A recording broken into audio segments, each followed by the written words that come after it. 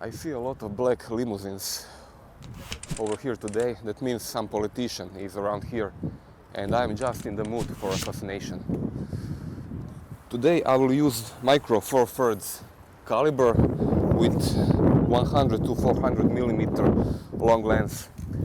I will also use silencer.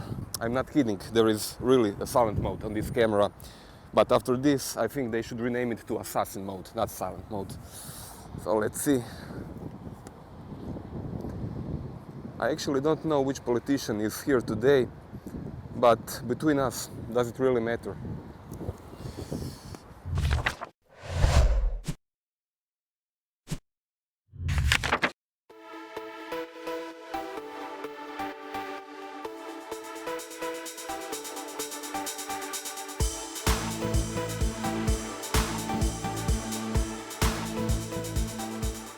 Panasonic GH5 is a mirrorless camera which, by the amount of advanced video recording option, is more of a video camera than photographer's still camera. And Panasonic is not hiding that. The predecessor GH4 was already very popular for video production, and GH5 is about to set new standards for video recording. Panasonic GH5 is among the bigger mirrorless cameras. At this point I have it with extra grip, which is sold separately, and with this grip this is definitely in big DSLR territory regarding the size. When you remove the grip, the camera is still bigger than most mirrorless cameras, but this is not necessarily a bad thing. In bigger body you can fit bigger battery, which means a longer battery life, and also it is easier to handle big and heavy lenses like this 100 to 400 millimeters. At this point I have to talk a little bit about this lens. This lens gives 200 to 800 millimeters focal length equivalent in 35 millimeter terms, and this is definitely the best lens to showcase possibilities of image stabilization on GH5. Panasonic GH5 has micro 4/3 sensor with 20 megapixels and remove anti-aliasing filter. In practice this means this camera will be able to record sharper images than would be otherwise. Image quality from 20 megapixel sensor is as expected on a high level. This camera has anti-aliasing filter removed, so images are very sharp and detailed.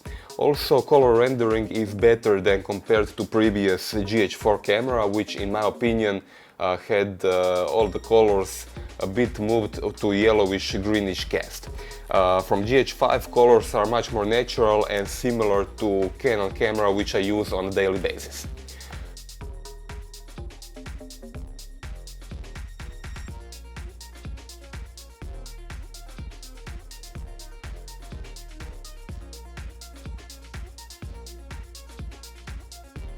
In low light this camera has great results up to ISO 3200, similar as in video recording, but above that you can see a lot of noise. Sadly, the main reason for this is probably the relatively small 4/3 sensor. One thing I would definitely point out on GH5 is video recording. Previous GH4 already made a large impact on video market regarding its 4K video capabilities, but GH5 went complete step further. This camera is currently only the second camera on the market, behind Canon 1DX Mark II, which costs many times more and which is able to record 4K resolution at 60 frames per second directly on the memory card.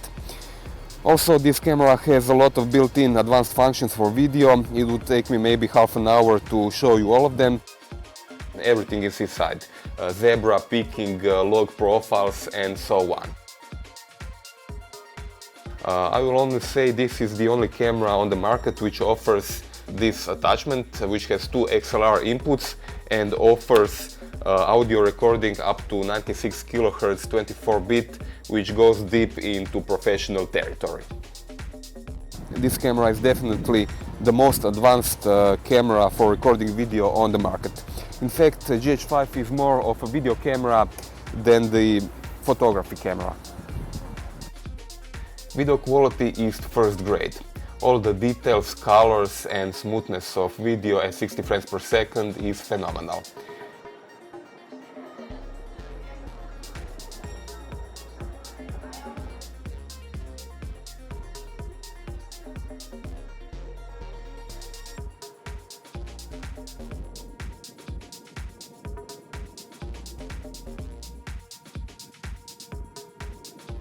In low light this camera gives great results up to ISO 3200, but beyond that there is too much noise in video recordings. If low light is important to you, I think you are better off with Sony Alpha 7, which has full frame sensor. This camera has a built-in image stabilization on the sensor moves, and also this lens has optical stabilization inside the lens. When you combine these two types of stabilization, you can get completely steady image on maximum 400 mm zoom, that's 800 mm equivalent. I will now record a video handheld to show you how good this stabilization is. As you can see, this is perfectly still regarding the fact it is on 800 mm equivalent. There is no other camera that can produce a result as good as this one. If you think there is, please let me know.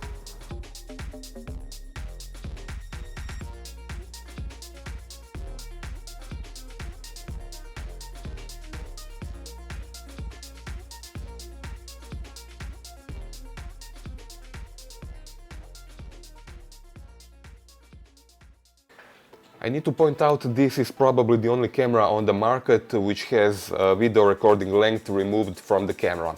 Most cameras will stop video recording at 29 minutes, but GH5 will continue recording as long as you have a fresh battery and enough memory card. This is also the only camera which supports hot swap of memory cards. That means you can record the video on one card and then while still recording remove the second card. So in theory, if you connect this camera on a power source, you can record infinitely. On the right side you can see a memory card compartment. GH5 has two memory card slots for standard SD memory cards. Both slots support very fast UHS 2 speed of writing, which is very important for 4K video. These memory cards can be used in traditional ways. You can record on one and then switch to another.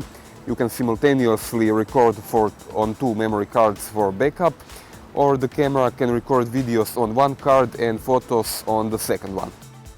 Autofocus system has 225 focusing points. It also can recognize faces, and when it recognizes a face, it can focus right to the eye of a person. That's a really nice thing.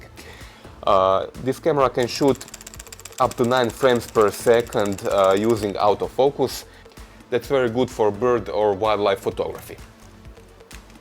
A function important for recording video is a focus pull, which is very well executed on Panasonic GH5.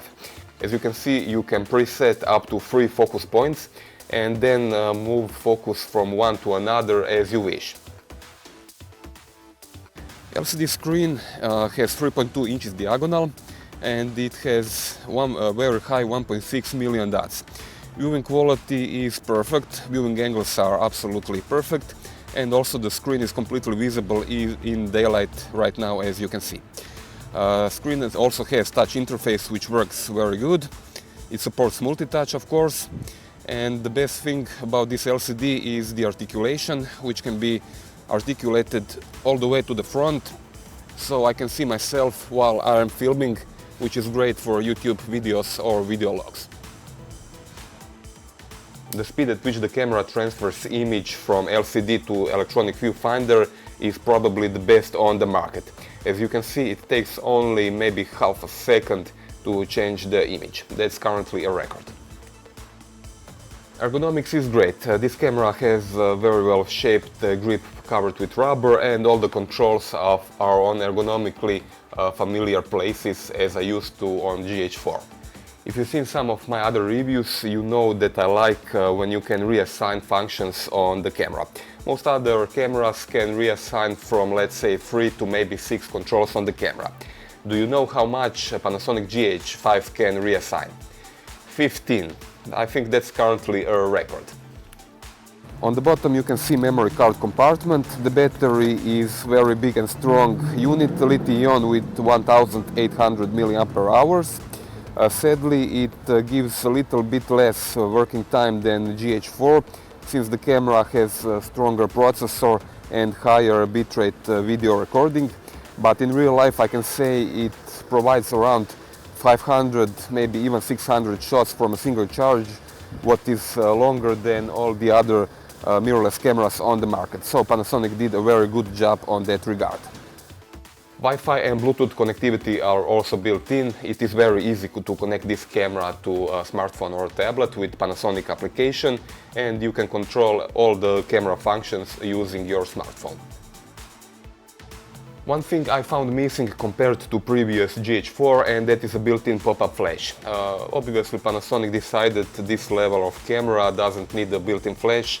All the people who use it only for video recording, or if they use it for photography, they will use strong external flash. Having all this in mind, I can say this camera is not for amateur use. Yes, it has full automatic shooting mode, but to master this camera completely and get best possible photo and video results from it, you need to have some certain of knowledge about video production and the will to learn how to use all the functions in this camera. If you consider yourself an amateur, I think you are better off with, let's say, Sony Alpha 6300 or even better Fuji X-T2, which is a more intuitive camera to use both for still photo and video recording and still has similar good image and video quality.